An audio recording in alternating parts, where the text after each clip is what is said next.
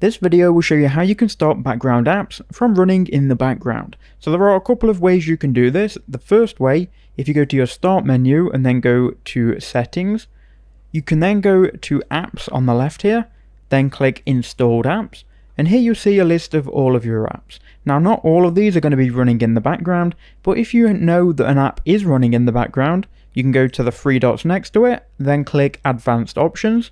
You can then scroll down, and here where it says background app permissions, let this app run in the background, you can change it to never. Now if you have an app which is currently running in the background that you want to end, here's how you would do that. So you need to open up the task manager. So if you right click on the Windows icon, you can then go to the task manager.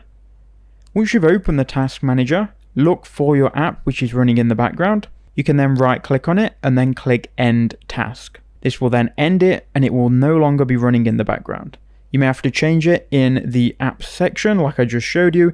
There is no way to turn off all background processes, but you can do it one by one.